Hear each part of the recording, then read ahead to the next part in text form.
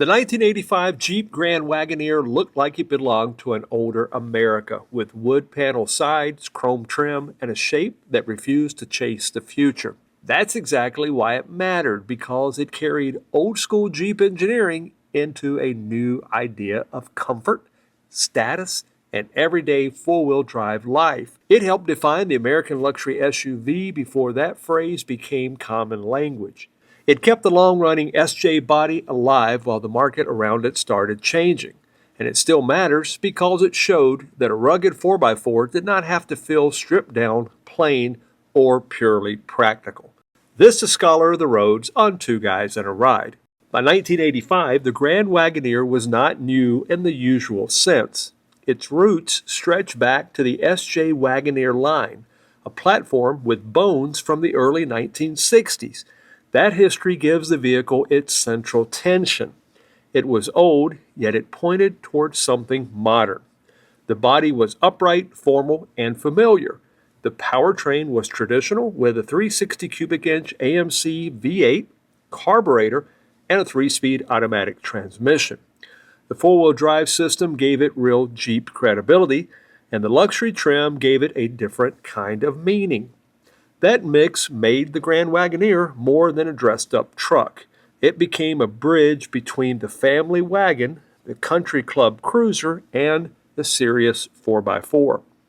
The 1980s loved visual identity. Style mattered, so did comfort, status, and the sense that your vehicle said something before you stepped out of it.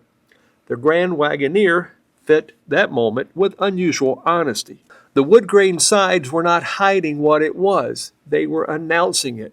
This was big American wagon-shaped SUV with Jeep underneath and luxury layered on top. That detail left a mark because it turned function into memory. You do not need a spec sheet to recognize a Grand Wagoneer. The sides tell the story first. Jeep already understood utility. The Wagoneer had spent years proving that a four-wheel drive vehicle had room for families, luggage, bad weather, long roads, and rough surfaces. The Grand Wagoneer pushed that logic toward comfort and image. It gave you the stance and hardware of a 4x4 without asking you to give up the touches people expected from an upscale vehicle. Power accessories, air conditioning, leather or cloth-trimmed luxury appointments, bright exterior trim, and a formal cabin all mattered in that equation. What changed here was bigger than one model year. Jeep was proving that capability and comfort belonged in the same driveway. Under the skin, the 1985 Grand Wagoneer stayed traditional. Its 360 V8 produced strong, low-speed character, and the automatic transmission fit the relaxed luxury SUV mission. The Selec-Trac four-wheel drive system helped make it useful in changing conditions.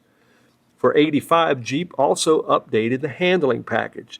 The revisions included a revised front sway bar, gas-filled shocks, and lower friction rear springs. That tells you something important. Jeep knew the Grand Wagoneer had to feel more settled on the road, not only capable off of it. This was not a clean sheet future machine. It was a familiar platform refined to serve a changing audience. Inside, the Grand Wagoneer did not try to become a sports sedan or a futuristic command center. It felt upright, broad, and traditional. You sat high, saw out through large glass area, and faced analog controls that made sense for the era. That cabin mattered because it made the vehicle feel known. You understood it quickly. It offered comfort without losing the sense that you were still in a Jeep. In real life, that showed up as confidence. The Grand Wagoneer felt at home on a snowy road, outside a cabin, near a marina, or at a school or in front of a nice restaurant. Few vehicles carried that range of meanings at once. The Range Rover carried a more international premium 4x4 image. The Toyota Land Cruiser leaned into durability and global toughness. The Chevrolet K5 Blazer, GMC Jimmy, and Dodge Ram Charger wore a more rugged domestic SUV personality. So, what did the Grand Wagoneer offer that those vehicles did not express in the same way? It made the American luxury SUV feel familiar before the category had a clear shape. It didn't copy European restraint. It did not chase bare bones utility. It turned the American station wagon idea into something taller, stronger, and more aspirational. This is where the story gets interesting. The simple version says the Grand Wagoneer was ahead of its time. That's true, yet incomplete. It also survived because Jeep kept old formula alive long enough for the world to catch up to it. The second complication is that its luxury identity came from contrast. The wood grain trim, chrome details, power features, and upscale cabin worked because they sat on top of old school Jeep foundation. Without the rugged base, the luxury would not have meant as much. That contradiction is the heart of the '85 Grand Wagoneer. Its age was not separate from its appeal. Its age helped create the appeal. People still talk about the Grand Wagoneer because it feels like an original thought. It didn't predict every modern SUV feature. It did something more important. It proved the emotional idea. It told people that a four-wheel drive vehicle had permission to be comfortable, visible, and personal. It made capability feel social. It made luxury feel less fragile. That's why the wood panels matter.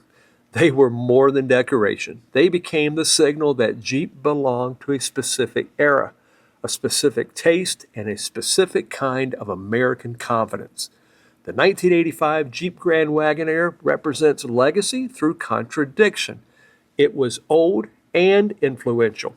It was truck-like and elegant. It was practical and expressive. It carried family wagon memory into the SUV future. That's also why collector interest follows it today.